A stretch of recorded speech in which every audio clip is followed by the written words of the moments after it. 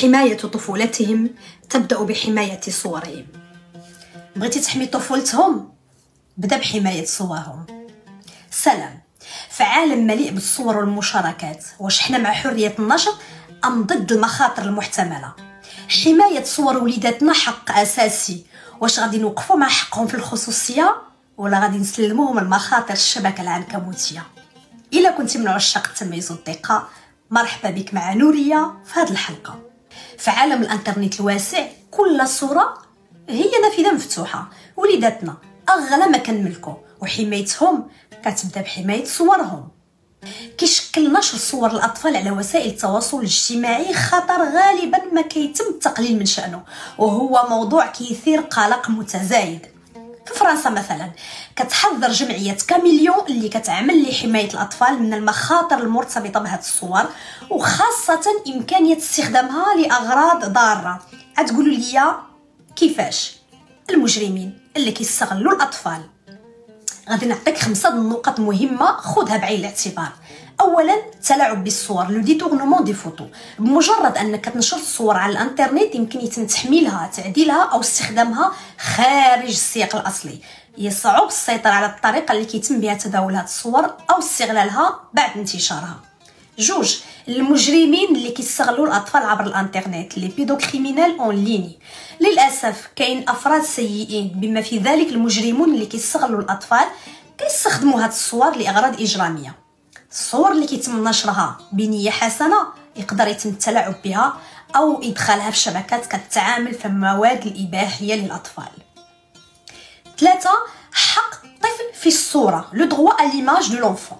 في فرنسا كيحمي القانون حق القاصرين في صورتهم. هذا الحق يعني ان على الوالدين يعني الاباء التفكير بعنايه قبل ما ينشروا صور وليداتهم. حتى الوليدات حتى هما عندهم الحق في عدم رؤيه او الصور ديالهم منشوره دون الموافقه ديالهم، حتى لو كانوا ابائهم هما اللي كينشروا هاد الصور. 4، اتخاذ تدابير وقائيه، prendre des mesures de précaution. c'est-à-dire قبل ما تشارك الصور ديال وليداتك على وسائل التواصل الاجتماعي خاصك ضروري تحقق من اعدادات الخصوصيه. سير لي بارامتر دو كونفيدونسياليتي، وقم باخفاء او تشويش بعض التفاصيل بحال الوجوه دير لهم لي زيموجي، وتجنب تقديم معلومات دقيقه للغايه عن مكان تواجد الطفل او مدرسته او انشطته الى غير ذلك. 5 واخيرا، التوعيه بالحذر الرقمي، ليدوكاسيون على برودونس نوميريك. من المهم نوعيو الاباء والاطفال حول هذه المخاطر.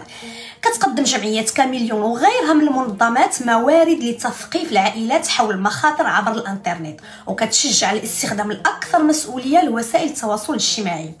على سبيل الذكر لا الحصر، كاين مواقع الويب التعليميه، كاين منظمات غير ربحيه، الكتب والمطبوعات، دورات وورشات عمل، أدوات الرقابة الأبوية، المقالات والمدونات، وأخيرا الفيديوهات التعليمية اللي كنلقاوها على منصة يوتيوب. إلا بغيتو نخلي لكم أمثلة على كل مورد أسفل الفيديو. الله يخليكم، من الضروري نتوخاو الحاضر باش نحميو وليداتنا ونحترموا حقهم في الصورة والخصوصية على الانترنت. حنا كآباء خصنا نكونوا على دراية بأن الانترنت هو مساحة عامة يمكن تتجاوز عواقب نشر الصور حدود سيطرتهم.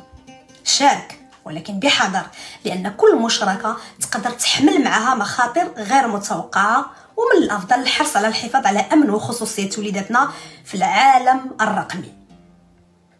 ودابا من بعد كل هادشي اللي ناقشته معكم، نسولكم غير سؤال: نتوما مع ولا ضد نشر صور الأطفال على الانترنت ومنصات التواصل الاجتماعي؟ نبغي نسمع رأيكم في التعليقات أو تجاربكم. تهلا مع نورية.